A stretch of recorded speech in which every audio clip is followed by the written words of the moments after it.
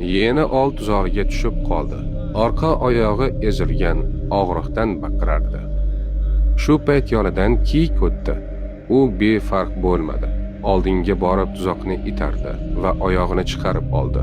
Lekin tuzoq ochilishi bilan uning temir tishlari yana yopildi va kiyik shoxi unga ilindi. Qon oqa boshladi. Yeni esa ozod bo'lib o'rmon tomonga oqsoqlab ketdi. Kiyik nafasi titrab yiqildi. U bir hayotni saqlab qoldim deb o'yladi. Tun tushdi. Qon hidi taraldi. O'sha gena qaytdi. Yolg'iz emas, butun galasi bilan.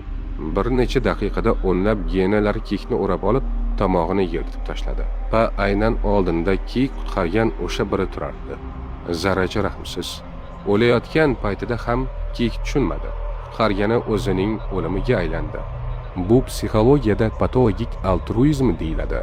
Har kimga rahm qilish yaxshilik emas. Noto'g'ri odamga berilgan yordam o'zi uchun xavfga aylanadi. Faqat yurak bilan emas, aql bilan ham o'yla. Aks holda yaxshiliging o'zingni cho'ktiradi.